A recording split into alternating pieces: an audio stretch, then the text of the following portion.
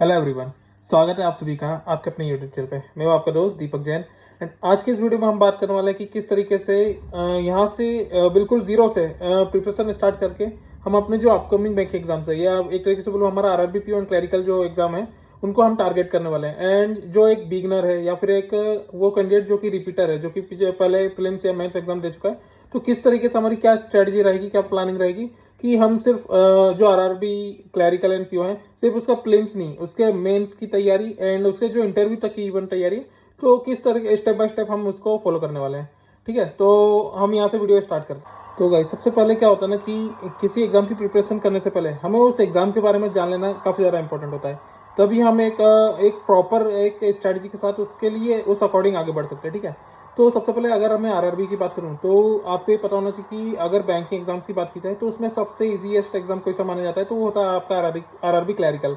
And इसके बाद आपका जो आता है वो आरआरबी पीओ, जिसको हम कंपेयर करते हैं लगभग एसबीआई क्लैरिकल से। ठीक है, तो हम ये बोल सकते हैं कि जो एग्जाम हम देने वाले हैं या प्रिपेयर करने वाले हैं वो होने वाला तो बहुत ईजी है, लेकिन इसका मतलब ये नहीं कि कंपटीशन ईजी मिलेगा, याद रखना। क्योंकि ये एक ऐसा एग्जाम है जिसके प्रीलिम्स में आपको सिर्फ क्वांट एंड रीजनिंग देखने को मिलेगा। ठीक है, एंड इसी के साथ जो इसका मेंस होता है इसमें आपको कंप्यूटर एड ऑन होता है, आपका करंट अफेयर एड ऑन हो जाता है। तो क्या होता है ना कि सिर्फ बैंकिंग के नहीं, जो आपका रेलवे वाले होते हैं कैंडिडेट, जो एसएससी वाले कैंडिडेट होते हैं, जो इवन और जो अदर जो एग्जाम होती है उसको भी प्रिपेयर कर रहे होते हैं, वो भी इस एग्जाम के लिए स्टार्टिंग से ही प्रिपेयर हो जाते हैं। क्योंकि उन्हें पता है कि यार ये ऐसा एग्जाम है जिसको बहुत ईजिली टारगेट किया जा सकता है, कोई सा भी कॉम्पिटेटिव एग्जाम का बंदा इस एग्जाम को देना नहीं चूकता है। ठीक है, तो इसलिए ये मत दिमाग में रखना कि यार पेपर इजी होने वाला है तो कंपटीशन भी इजी रहेगा। तो सबसे पहले एग्जाम डेट्स की बात कर लें तो आपका सबसे पहले जो आरआरबी पीओ का पेपर होने वाला है वो होने वाला है 27 जुलाई को। एंड 27 जुलाई के अलावा दो डेट्स दी गई हैं, 2 अगस्त एंड 3 अगस्त। एंड इसके अलावा जो आपका मेंस होने वाला है वो होने वाला है आपका सितंबर को। तो अगर आज की तारीख से भी देखा जाए तो आपकी जो सबसे पहली एग्जाम आपको जो डील करने को मिल रही है उसके लिए आपके पास अप्रॉक्स 1 से 13 दिन आपके पास शेष है। तो अगर बात की जाए एंड इसके बाद हमें आरआरबी क्लैरिकल के पेपर देखने को मिलेंगे जो कि है 30 अगस्त से या एक तरीके से बोलोगे सितंबर की स्टार्टिंग में 6 और 7 को भी सितंबर को आपके आरआरबी क्लैरिकल के पेपर हैं। तो अगर एक कोई बिगनर बच्चा भी है और लेकिन वो आज से भी स्टार्ट करता है ना, तो उसके पास सफिशिएंट टाइम है अगर वो एक प्रॉपर स्ट्रेटजी के साथ यहाँ से आगे बढ़ता है। तो अगर सबसे पहले मैं बात करूँ, देखो RRB PO and clerical easy exam है, इसलिए ये कंफर्म है कि इनमें स्पीड और एक्यूरेसी आपकी काफ़ी बड़ा रोल प्ले करेगी। लेकिन इसका मतलब ये नहीं कि स्टार्टिंग से आपको पूरी तरह से मॉक पे ही रिलाई करना है। सबसे पहला हमारा जो टारगेट होगा वो होगा कि हमें सबसे पहले अपना कोर्स कंप्लीट करना है। एंड इसलिए मैं अपना पहले रूपरेखा बताता हूँ कि किस तरीके से हमें यहाँ से टारगेट करना है। सबसे पहले हम जो 45 से 60 दिन है वो हम टाइम देंगे अपने फाउंडेशन के लिए। मेरा मानना है कि आपको फाउंडेशन सबसे ज़्यादा स्ट्रांग होना चाहिए। आपका अगर आपका फाउंडेशन का मतलब क्या है, आपका कोर्स, आपका जो बेसिक है आपको वो बहुत अच्छे से आना चाहिए। एक बार आपका बेसिक क्लियर हो गया ना तो आप कितनी भी बेहतर एग्जाम, कितनी बड़ी एग्जाम को एक ही बार में क्रैक कर पाएंगे। ठीक है, तो सबसे पहले हम 45 से 60 दिन देंगे अपने कोर्स कंप्लीट करने को। इसके बाद हम जो नेक्स्ट 30 दिन रहेंगे उसके वो 20, 25, 30 दिन हम टारगेट करेंगे कि जो हमने प्रीलिम्स की कोर्स कंप्लीट किया है उसके अब हम मॉक लगा उसकी प्रैक्टिस पे जाएंगे। एंड उसी के साथ हम लर्निंग वाले पोर्शन में मेंस को उठाएंगे। एंड जो आखिरी के फाइनल हमारे पास 30 दिन फाइट के बचेंगे उसमें हम पूरी तरह से मॉक पर रिलाई करेंगे। उसमें फिर हमारे जो वीक पॉइंट रहेंगे, जो लूप होल्स रहेंगे, उस पर वो वाला सेक्शन हमारा सिर्फ लर्निंग का रहेगा, लेकिन फिर 70-80% हम पूरी तरह से मॉक पर रिलाई कर देंगे। तो ये हमारी रूपरेखा है। अब सबसे पहले बात करूं कि क्या सर हमें स्टार्टिंग में बिल्कुल भी मॉक नहीं लगाना है, तो देखो भाई दो तरीके के कैंडिडेट मिलेंगे। एक तो होगा जो बिल्कुल बिगनर होगा, ठीक है, एंड एक वो होगा जो रिपीटर होगा, लाइक उसने पहले प्रीलिम्स से मेंस फेस कर रखेंगे।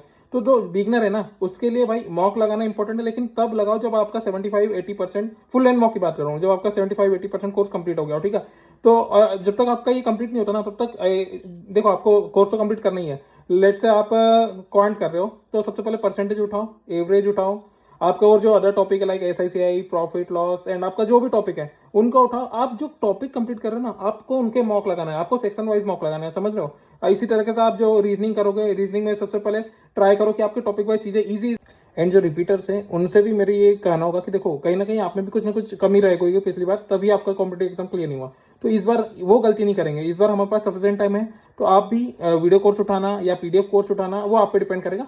लेकिन इंपॉर्टेंट ये है कि किसी ऐसे फैकल्टी, बिगनर है या रिपीटर है, दोनों को बोलूंगा कि ऐसे फैकल्टी का सोर्स उठाओ या ऐसी PDFs उठाओ जिनमें आपको किसी जो भी चैप्टर कर रहे हो उसके कम से कम 80 से 120 क्वेश्चन दे रखो, तो आपका कोर्स अधूरा ना रहे। काफ़ी अच्छे जल्दी कोर्स कंप्लीट करने के चक्कर में छोटे-छोटे शॉर्ट वीडियो से अपने कोर्स को कंप्लीट करने का ट्राई करते हैं। लेकिन क्या होता है ना, इससे उनका आधे कॉन्सेप्ट ही स्ट्रॉन्ग होते हैं, मतलब आधे क्वेश्चन ही उनके कवर होते हैं। इससे एक बोला है ना कि आधा ज्ञान बहुत ज़्यादा हानिकारक होता है। तो आपके साथ वो आगे जाके बहुत ज़्यादा दिक्कत करेगा। तो हम जो भी कोर्स उठाएँगे उसको मतलब कोर्स या सोर्स ऐसा होना चाहिए कि आपका ए से लेकर ज़ेड तक की प्रिपरेशन आपकी एक ही बार में हो जाए। आपको वापस से रिपीट ना करना पड़ेगा, ठीक है?